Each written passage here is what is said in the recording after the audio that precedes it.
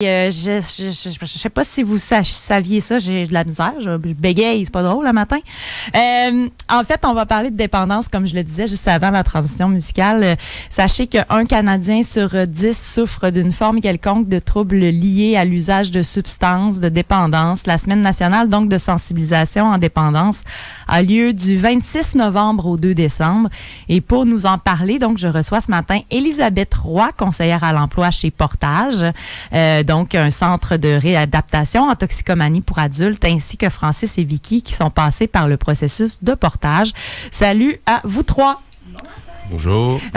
Bonjour. Donc, Elisabeth, tout d'abord, on doit différencier ce qu'est Portage et le Centre de formation à l'emploi de Québec. Ça, c'est deux affaires. Si tu veux rapidement nous dire la différence entre les deux. Absolument. Donc, en fait, on est Portage. Même le Centre de formation à l'emploi aussi est Portage.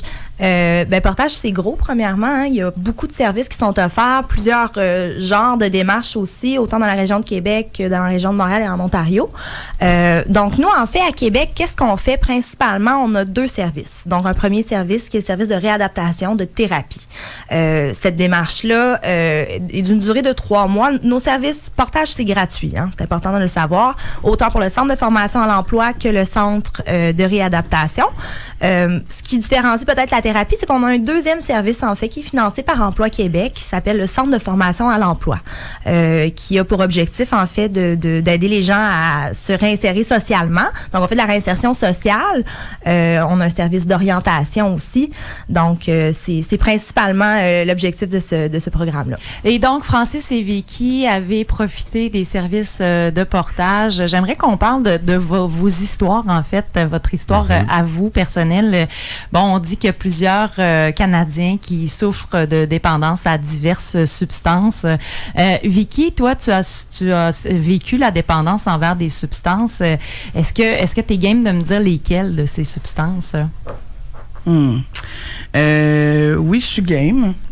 Mais je crois que publiquement, c'est quelque chose qui permettrait aux gens de s'identifier à ce que j'ai consommé et non à ce que je me rétablis. Fait que j'ai décidé de pas en parler, tout simplement. Ça fait déjà des années. Je peux parler des catégories, par exemple. Là. J'ai quand même consommé des stimulants, des dépressifs, des perturbateurs, limite, là. Donc, vraiment un spectre large. Francis, pour ta part, la dépendance, ça s'est exprimé de quelle façon? Ça s'est exprimé déjà à partir de 13 ans. Et puis, ma première thérapie fermée à l'âge de 16 ans. Une autre thérapie à 25 et puis la thérapie à Portage à l'hiver 2014. Puis moi, le processus de dépendance, là, je te dirais de 13 à 15 ans, là, s'est installé assez vite. Là, puis à 16 ans, moi, je vivais pour consommer. Je consommais pour vivre, comme qu'on peut appeler. C'est ça, là. c'est une roue qui tourne à un moment donné. Là. Moi, j'ai perdu le contrôle. Là, ça devenait mon mode de vie, mon identité.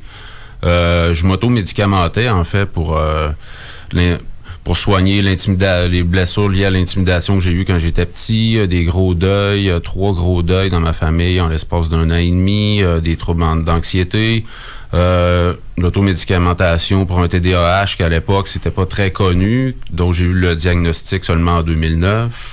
Il y a plein de facteurs qui m'ont amené vers l'abus de substances et la dépendance. Et puis, à la base, j'étais un jeune homme anxieux et hypersensible.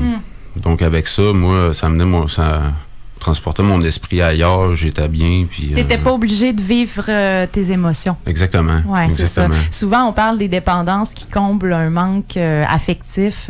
Vicky, qu'est-ce que tu penses de cette affirmation-là? Je pense même que c'est la principale raison. Toutes les peurs qui sont liées aux relations, tu sais.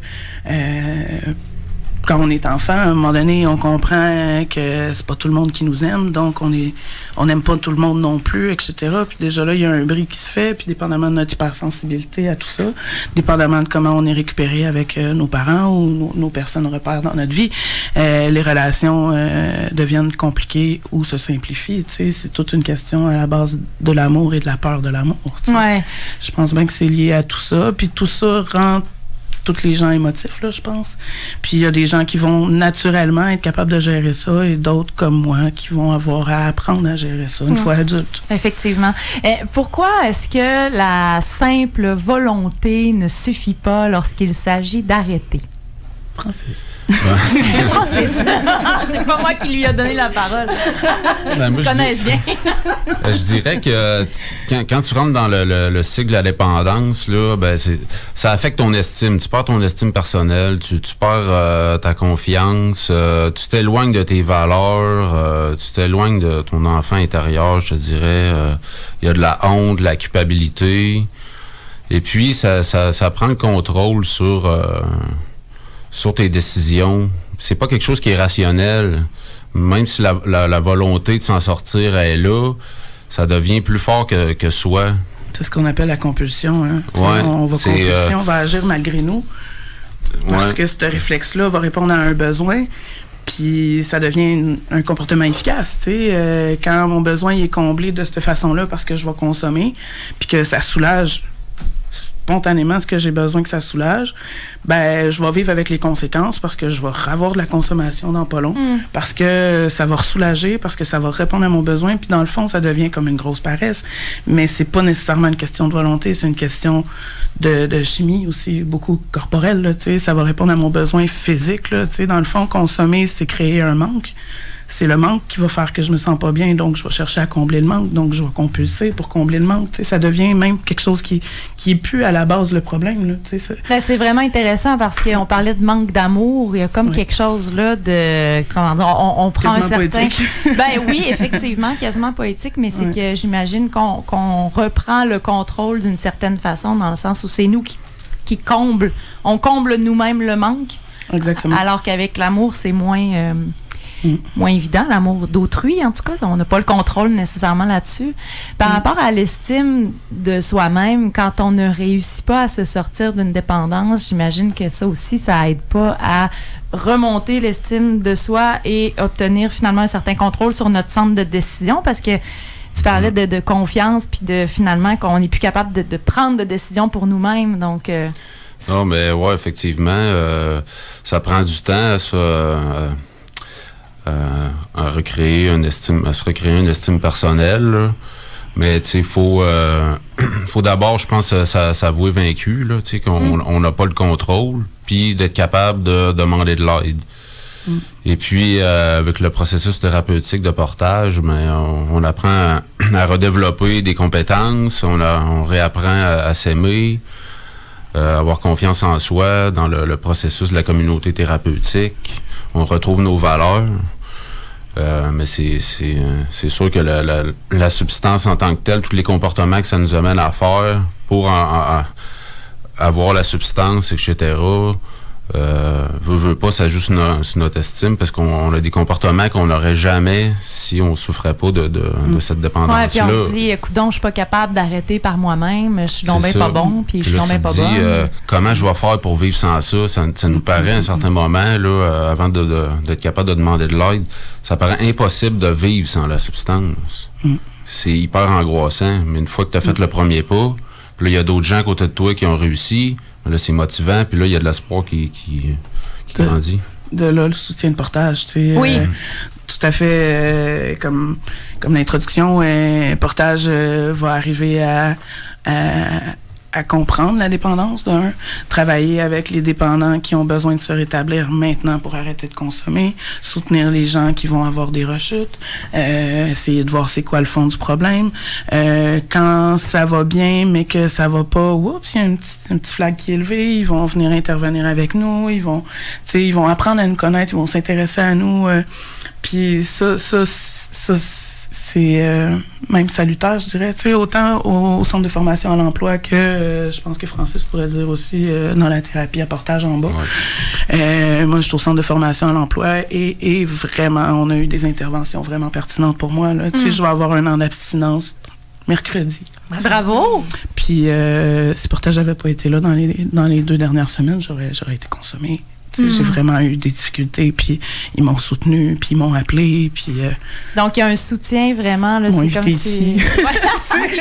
Ils t'ont invité ici. Qui est un beau modèle quand même, faut le dire. Élisabeth, bon, on en a parlé quand même là, avec Vicky et Francis des services qui sont offerts à Portage. Là. On le devine un peu de par votre expérience qui a été qui est salutaire en fait. Et c'est le fun. En tout cas, moi, je suis contente de vous recevoir ce matin, surtout que ça va faire 1 an pour Vicky. Donc, on célèbre presque ça à la radio. Si j'avais une petite toune, là, comme de joyeux anniversaire que je pouvais te mettre. C'est ça. Je te mettrais ça. Élisabeth, s'il y a des gens qui veulent se renseigner, ils peuvent aller sur le site Internet de Portage. Absolument. Le site Internet est très complet, portage.ca. Il va avoir nos coordonnées, notre numéro de téléphone, puis n'hésitez pas à demander de l'aide. Écoutez, c'est possible. Hein? On en a la preuve devant nous. Puis il y a plusieurs personnes quand même qui vivent ça. Puis c'est possible de se rétablir tout le monde ensemble. Mais c'est pas sinon drogue, aide et références aussi là, pour avoir d'autres ressources là, en lien avec les dépendances. Vicky, tu voulais ajouter quelque chose ou ça va? C'est l'unité, c'est beaucoup le rétablissement par le soutien de nos pairs, par le groupe. Puis on va s'écouter, on va s'aider, on va s'entraider, on va voir que les gens sont pas si effrayants que ça non plus. Fait que ça va aider à revivre en société. Super. Merci beaucoup d'être passé ce matin, Francis, Vicky, Élisabeth. Je vous souhaite une excellente journée.